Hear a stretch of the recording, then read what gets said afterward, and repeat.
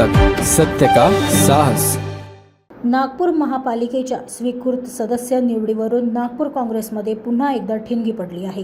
ज्येष्ठ काँग्रेस नेते आमदार डॉक्टर नितीन राऊत यांनी आपल्याच पक्षातील स्थानिक नेत्यांवर आणि कार्यपद्धतीवर गंभीर आरोप केले आहेत। आम्हाला वेस्ट पेपरसारखे वापरू देणार नाही असा इशारा देत राऊत यांनी थेट जातीवादाचा मुद्दा उपस्थित केला आहे। नागपूर महानगरपालिकेच्या स्वीकृत सदस्य निवडीसाठी गेल्या आठवड्यात आयुक्तांनी कोटा निश्चित केला होता, मात्र अर्ज भरण्याच्या शेवटच्या क्षणी नागपूर काँग्रेसमध्ये मोठा पेच निर्माण झाला। या संपूर्ण प्रकरणावर डॉक्टर नितीन राऊत यांनी संताप व्यक्त केला आहे।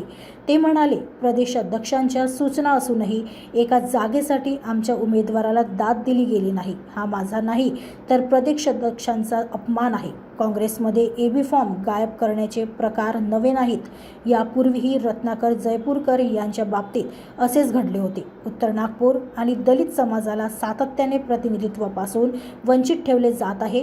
आम्ही दलित आहोत, जातीवाद शिगेला पोहोचला आहे। दलित आणि मुस्लिमांनी मतदान केल्यामुळेच आज काँग्रेस टिकून आहे, हे विसरू नका, असा थेट इशारा राऊत यांनी दिला आहे।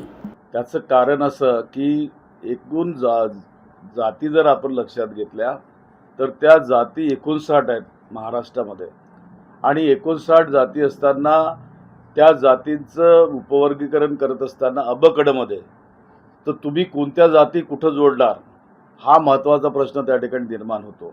आणि त्यानंतर त्या ठिकाणी जे बौद्ध झालेत, महार जातीतनं बौद्ध धर्मात आले, त्यांना कुठं सामावून घेण्यात येईल, त्यांना कसं आरक्षण त्यात देण्यात येईल, कारण कायदा आहे आपल्या राज्यामध्ये।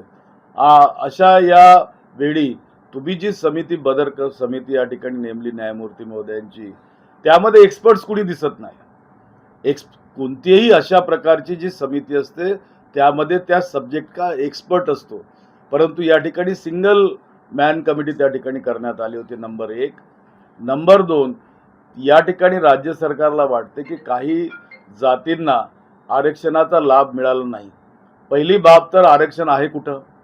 अलीकडे कंत्राटी पद्धती निर्माण झाल्यात, शिक्षणामध्ये शिष्यवृत्त्या मिळत नाहीत, आरक्षणाचा बट्ट्याबोळ झाला। अशा वेळेला आरक्षण नसताना हा खटाटोप। त्यानंतर जर एखादा समाज खरोखर मागे जर राहिला आहे तर शासनानं त्या समाजाला वरती आणण्यासाठी त्याचं नियोजन या ठिकाणी केलं पाहिजे, ते कुठेही या ठिकाणी दिसत नाही।